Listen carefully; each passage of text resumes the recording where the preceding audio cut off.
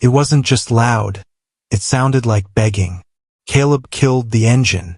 His foreman instincts, honed from 20 years of construction work, were screaming that something was structurally wrong here. Not with the building, with the whole damn picture. He stepped out. The morning air was cool against his skin, but sweat beaded on his upper lip anyway. The dog turned its massive head toward him, and for one heartbeat, it stopped barking. That silence, sudden, strange, and heavy, made Caleb's chest tighten. "Hey, boy," he said softly, his voice cracking like he hadn't used it in hours. The dog stared. Then it barked once. Hard. Like, finally. Caleb's mouth went dry. He should drive to the site in New York. His crew was waiting. His supervisor, Henderson, had that disappointed look ready if anyone showed up late. But Caleb's boots were already moving toward the building. The outpost sat about 50 feet off the road. Up close, the damage was worse than it looked from his truck.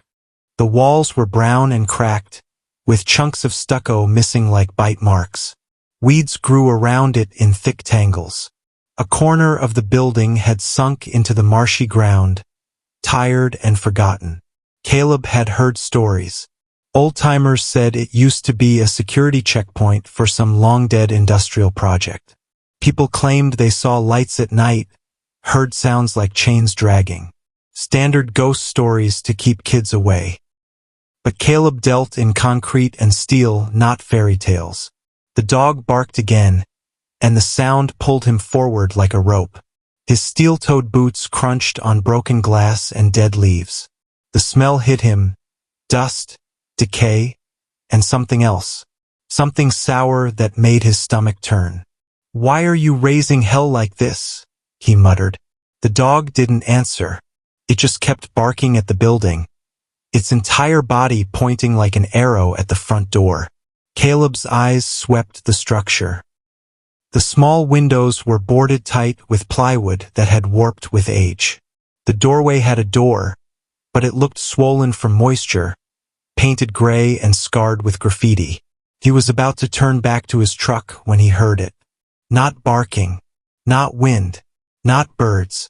A sound so faint he thought it came from inside his own head. Caleb froze. The dog barked again, covering the sound. But when the bark ended, it returned. Like breathing. Soft, broken breathing. Caleb moved closer to the nearest window, his heart hammering. He leaned in, pressing his ear to the gap between the plywood and the frame. The wood felt cold against his face. He held his breath. Then a whisper, so weak it almost dissolved in the air. "Help me." Caleb's eyes went wide. His hand flew to his mouth, stifling a curse that tried to escape. He listened again, every muscle in his body tensed. "Please." The voice was thin, shaky. A woman's voice. "Help." Caleb stumbled backward, breathing hard. His mind raced. Trap? Robbery? Someone trying to lure him in? But the voice sounded real, broken, like someone who had been crying until even tears gave up. And the dog. The dog had been standing guard here for 3 straight days. Caleb's throat felt thick. He found his voice. "Somebody's inside," he shouted, his words cracking like a whip across the marsh. "Someone's trapped in there." His voice echoed, then died in the fog. No response. The road stretched empty in both directions. Caleb pulled out his phone, hands shaking as he dialed 911.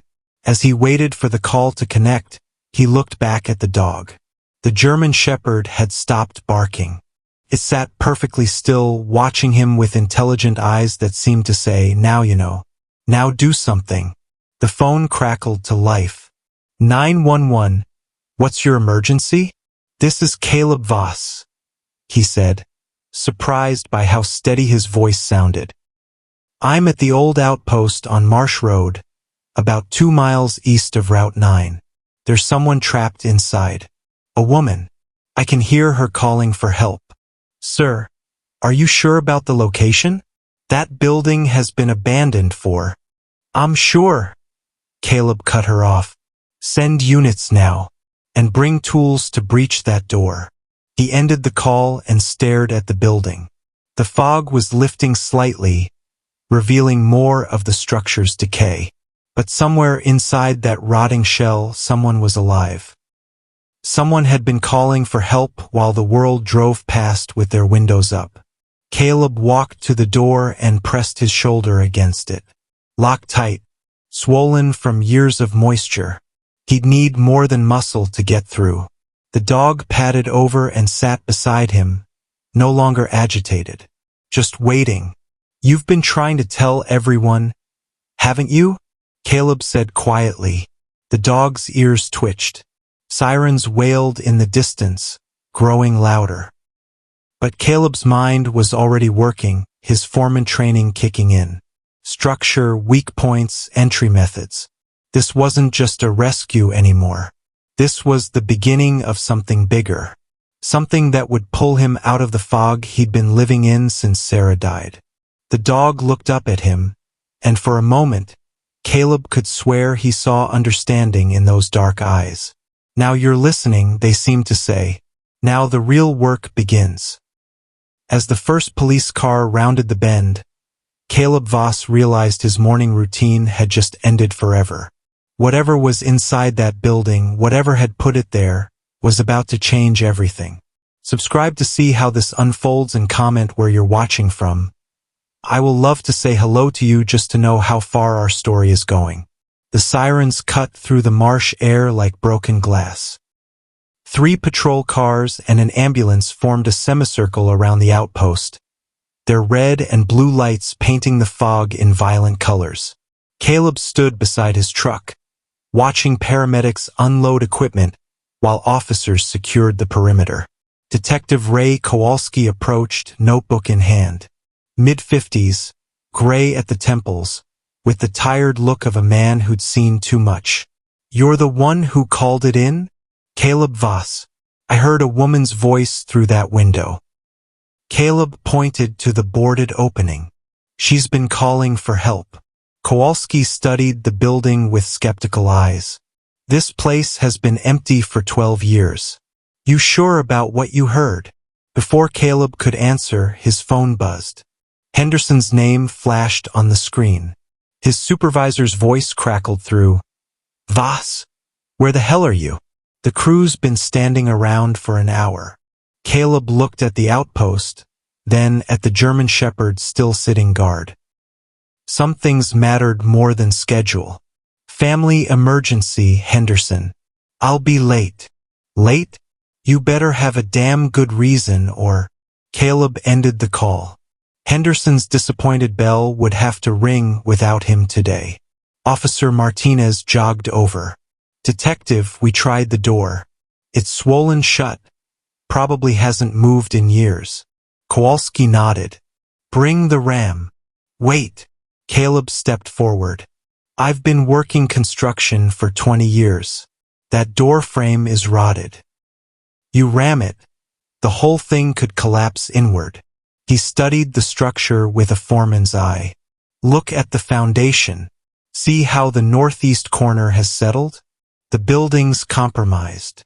Kowalski frowned. What do you suggest? Caleb walked to the side of the building, running his hands along the cracked stucco. His fingers found what he was looking for. A section where the wall had separated from the foundation, creating a gap near ground level. There. He knelt and peered into the dark space. Ventilation pipe.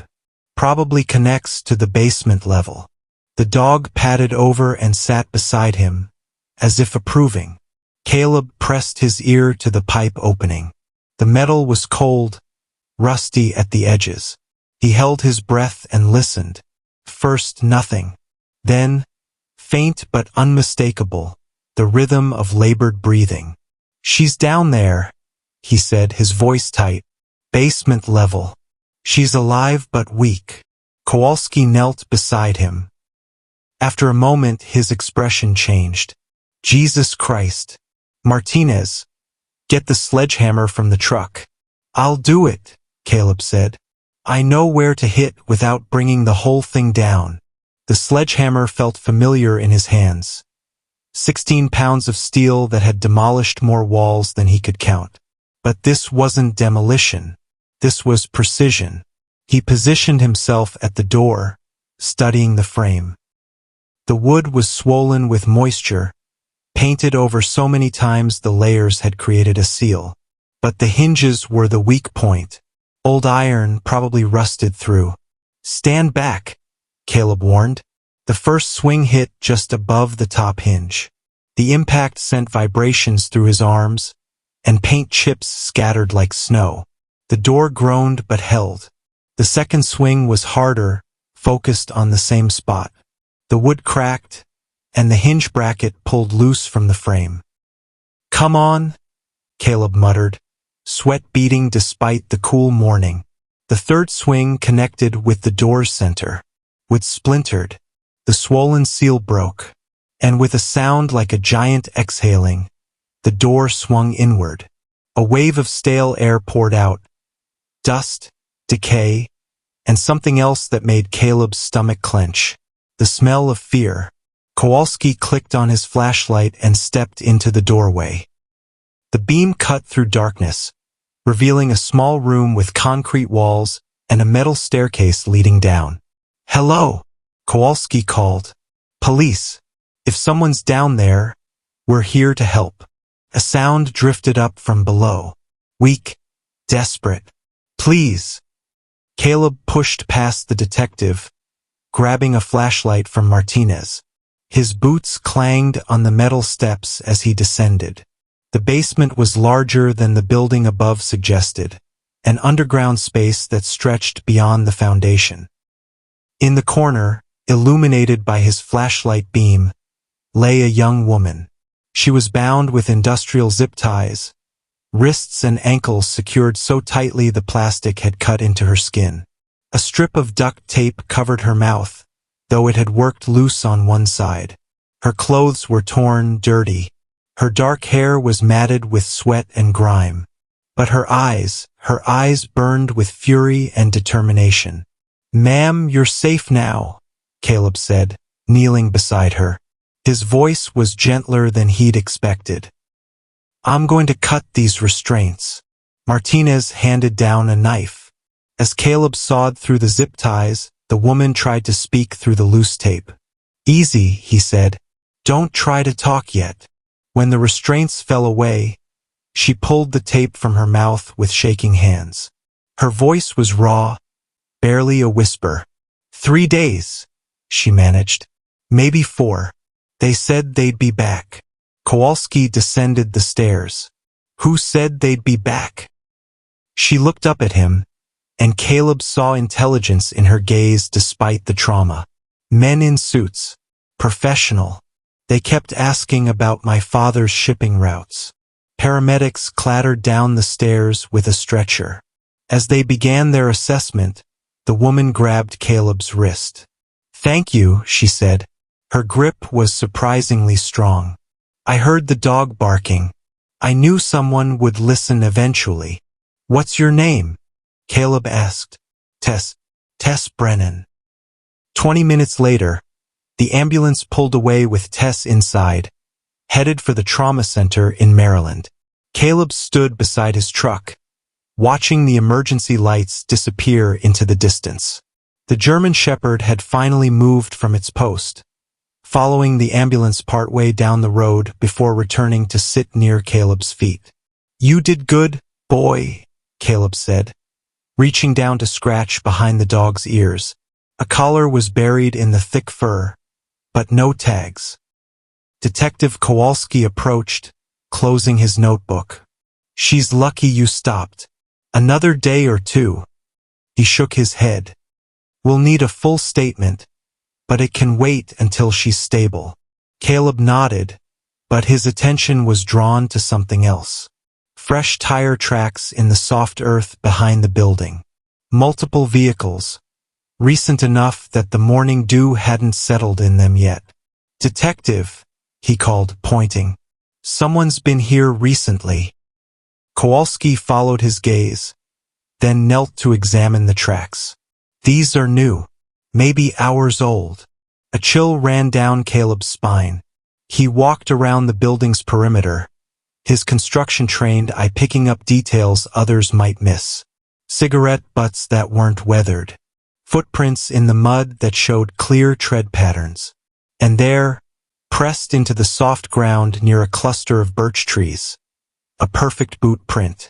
Size 11 or 12, expensive sole pattern. As he knelt to examine it closer, he heard something that made his blood freeze. A low, quiet laugh. Not from any of the officers. Not from the paramedics.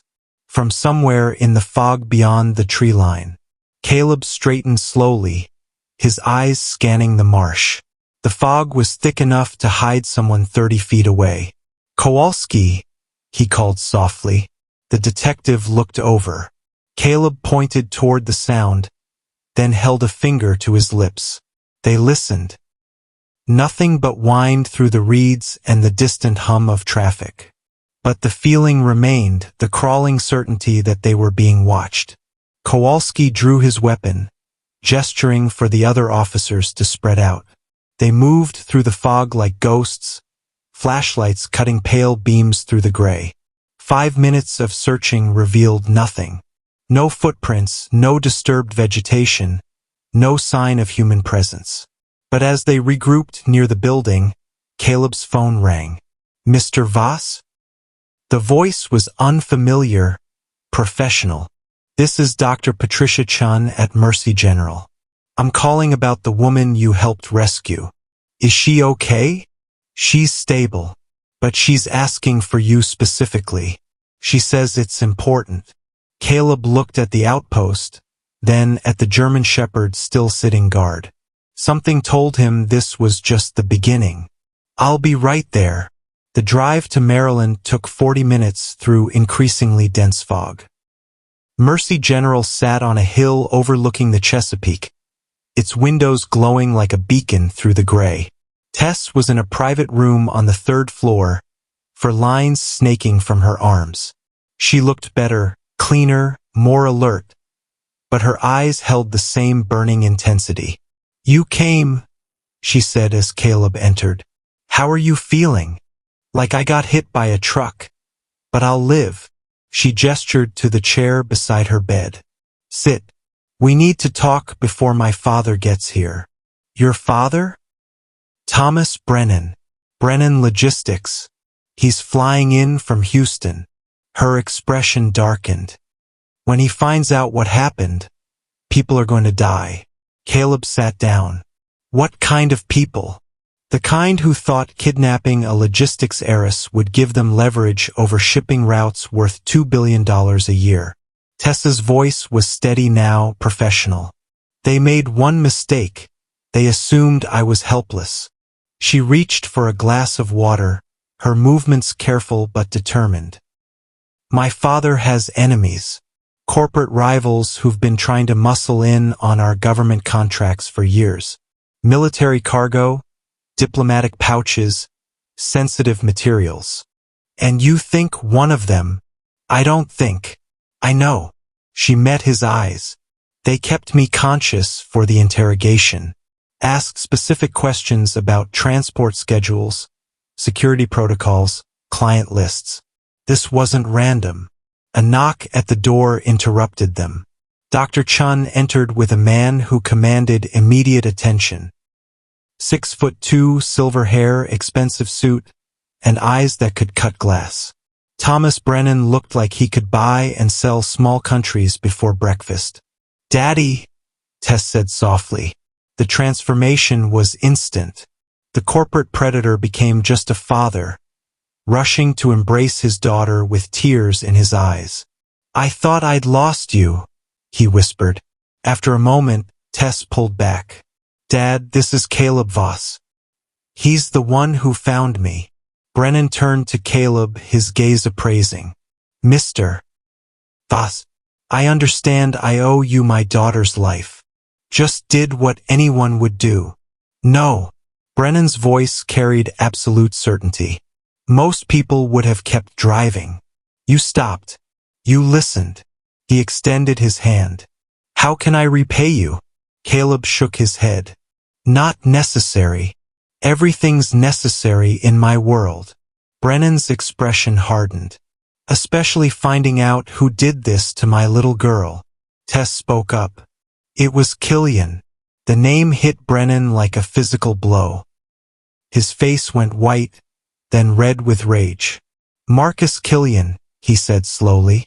That son of a bitch. You know him? Caleb asked. Killian Industries. They've been trying to break our government contracts for 5 years. Brennan's hands clenched into fists. Industrial espionage, bid manipulation, regulatory harassment. But this, he looked at his daughter. This is war. Tess gripped her father's arm. He's not working alone, Dad. The men who took me mentioned a local contact. Someone feeding them information about my movements, my schedule. Brennan's eyes narrowed. Who? I don't know. But they knew things. Personal things. About where I go, who I see. She looked at Caleb. Someone in our organization has been watching me. The room fell silent except for the steady beep of medical monitors. Finally, Brennan spoke. Mr. Voss, I have a proposition for you. I'm listening. You found my daughter when trained professionals couldn't. You have skills I need. Brennan's voice carried the weight of absolute authority. Work for me. Help me find who did this. Caleb thought about his construction crew, his supervisor's disappointed bell, his empty apartment and sleepless nights. Then he thought about the German shepherd still standing guard, about the quiet laugh in the fog, about the certainty that whoever had imprisoned Tess was still out there. What exactly are you asking me to do? Hunt, Brennan said simply. Track down everyone involved in this conspiracy. Find them before they disappear. Tess leaned forward. Caleb, they're not done. Whatever they wanted from my father's company, they didn't get it. They'll try again. And next time, Brennan added, they might not leave witnesses. Outside the hospital window, fog rolled across the Chesapeake like a gray blanket, hiding dangers that moved in the shadows. Caleb looked at his hands. Scarred from 20 years of construction work, steady from handling tools that built things instead of destroying them. But sometimes he realized you had to tear down the rot before you could build something clean. All right, he said. I'm in. Brennan smiled, but it wasn't a pleasant expression. It was the smile of a man who'd just found the weapon he needed. Good, because Marcus Killian is about to learn what happens when you threaten a Brennan. Thunder rumbled outside, and the first drops of rain began to streak the hospital windows. Somewhere in the distance, Caleb could swear he heard the sound of a dog barking. The hunt was about to begin. 2 days later, Caleb sat in his truck outside the Brennan Logistics regional office in Newark, watching employees filter in through the morning fog. Thomas Brennan had provided him with personnel files, security footage, and access to company records going back 3 years. Somewhere in that data was the mole who'd fed information to Killian's people. The German shepherd, who Tess had named Justice, sat in the passenger seat, alert and focused. The dog had refused to leave Caleb's side since the rescue, as if sensing the job wasn't finished. You know something, don't you, boy? Caleb murmured, scratching behind the dog's ears. His phone buzzed with a text from Tess. Check the courier logs. Something's off about Nash's deliveries. Caleb pulled up the files Brennan had given him. Nash Crawford, 28, employed as a courier for 18 months. Clean background check, no red flags. But as Caleb studied the delivery schedules, a pattern emerged. Nash had been making regular stops at the old outpost area, supposedly delivering supplies to construction sites that, according to county records, didn't exist. Son of a bitch, Caleb whispered. He called Brennan. I found him. Nash Crawford, your courier. He's been using company vehicles to scout locations. Where is he now? Caleb checked the GPS tracker logs. Route 9, heading toward the marsh. Same route he's been taking twice a week for months. I'm sending backup. No. If he sees a convoy, he'll rab it. Let me handle this. Caleb started his truck and pulled out onto the highway, Justice alert in the passenger seat. The fog was clearing, revealing the stark landscape of industrial New Jersey. Abandoned factories, rusted rail yards, and waterways that reflected the gray sky like tarnished mirrors. He spotted Nash's delivery van parked at a truck stop 5 miles from the outpost. Through the diner windows, Caleb could see a young man with sandy hair and nervous energy, talking on his phone while chain-smoking cigarettes. Caleb parked 3 spaces away and entered the diner. The place smelled like grease and desperation, filled with truckers and shift workers grabbing coffee before another day of grinding labor.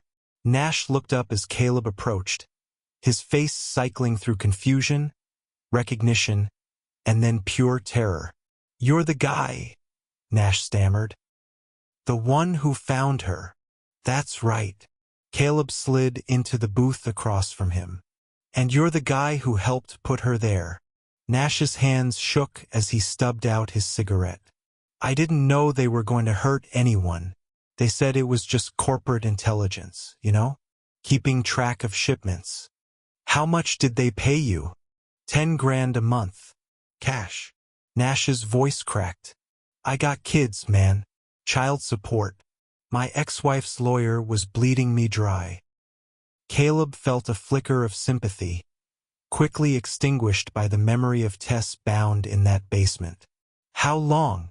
6 months, maybe 7. They wanted to know her schedule, where she went when she traveled alone. Nash wiped his nose with a napkin. "I thought it was just, I don't know, market research or something." "Who's your contact?" Nash hesitated, then pulled out his phone. The last number called had a 203 area code, Connecticut. Guy named Reeves. Never met him in person. Everything was phone calls and dead drops. Caleb memorized the number. "Where are the dead drops?" "Different places. But the main one is—" Nash swallowed hard. "There's a warehouse in Bridgeport, industrial district near the harbor." Before Caleb could respond, Nash's phone rang. The display showed Reeves' number. "Answer it," Caleb ordered. "Act normal." Nash's hand trembled as he accepted the call. "Yeah." Caleb could hear a harsh voice on the other end, distorted by poor reception. "Package delivered?" "Not yet. I'm—" "The listening cowboy is making people nervous. Handle it." The line went dead. Nash stared at his phone, then at Caleb. "They know about you," Nash whispered.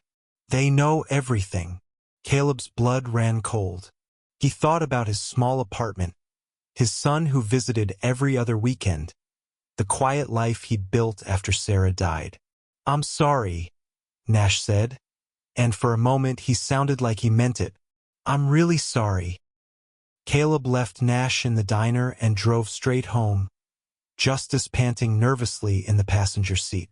His apartment complex was a converted warehouse in Hoboken, nothing fancy, but it was his refuge from the world.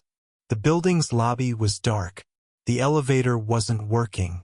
Caleb climbed 3 flights of stairs, his construction workers' instincts screaming that something was wrong.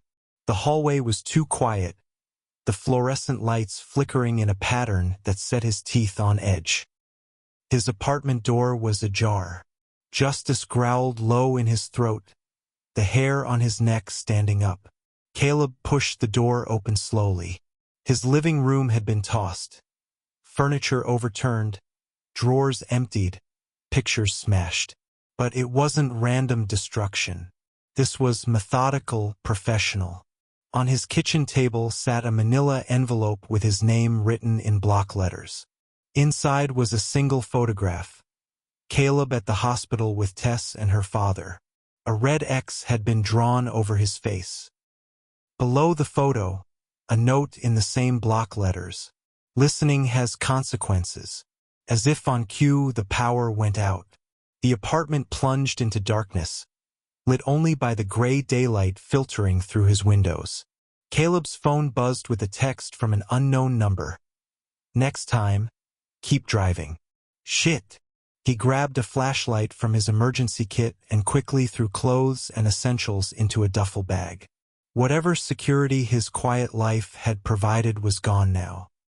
Justice whined and paced by the door, ears swiveling towards sounds in the hallway. Caleb heard them then. Footsteps on the stairs, moving with the measured cadence of professionals. At least 3 people trying to be quiet but not quiet enough for someone who'd spent years on construction sites where small sounds could mean the difference between safety and catastrophe. He killed his flashlight and moved to the bedroom window, which opened onto the building's fire escape. Justice followed without being told, his military training evident in how he moved silent, alert, ready. They descended the fire escape as voices echoed from his apartment above. Harsh whispers, the sound of furniture being moved, doors slamming. Caleb's truck was parked in the alley behind the building. They reached it just as his apartment window exploded outward in a shower of glass. Jesus Christ, Caleb breathed, starting the engine and pulling away as debris rained down on the alley. In his rearview mirror, he saw 3 figures in dark clothing standing at the broken window, watching him escape. He drove for 20 minutes, taking random turns and doubling back to make sure he wasn't followed, before pulling into a 24-hour truck stop in Elizabeth. His hands shook as he dialed Brennan's number. "They hit my apartment," Caleb said without preamble. "Professional job." Nash was right. "They know everything." "Where are you now?" "Truck stop on Route 1. They left a message." Listening has consequences. Brennan's voice turned arctic. "Son of a bitch thinks he can intimidate us." "Where's the warehouse Nash mentioned?" "Bridgeport. Industrial District." "I'm calling in favors. Federal level. These people want to play hardball. They're about to learn what real power looks like." 2 hours later, Caleb sat in the back of a black SUV racing north on I-95 toward Connecticut. Beside him were 2 federal agents. Martinez, a compact woman with intelligent eyes, and Sullivan, built like a linebacker but with the careful movements of a surgeon. "Warehouse is registered to a shell company," Martinez reported, scrolling through files on a tablet.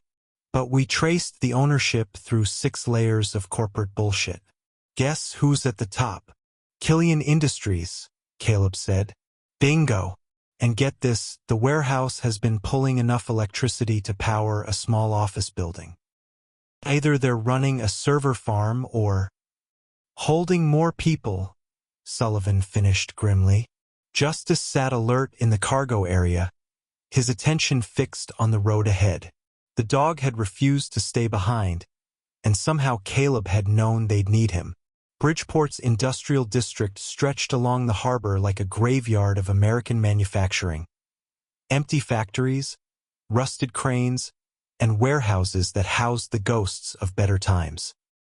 The Target building sat at the end of a dead-end street, surrounded by razor wire and surveillance cameras. Motion sensors, thermal imaging, the works, Martinez observed through binoculars. Professional security setup. "How many inside?" Caleb asked. Sullivan consulted his tactical display. "Heat signatures show at least 8 people. 2 moving around, 6 stationary. Guards and prisoners," Martinez concluded. They waited until sunset, watching the warehouse through long-range optics. At 7 p.m., a black sedan arrived. 2 men in suits entered the building, stayed for 15 minutes, then left. "Shift change," Sullivan murmured. "That's our window." The assault was swift and surgical. Sullivan's team moved through the warehouse's rear entrance, while Martinez coordinated from the SUV. Caleb followed with Justice, his construction knowledge helping them navigate the building's layout. They found them in the basement. 3 people bound and gagged in a makeshift cell that reeked of fear and desperation. 2 men and a woman, all in their 30s, all with the hollow-eyed look of people who'd been expecting to die.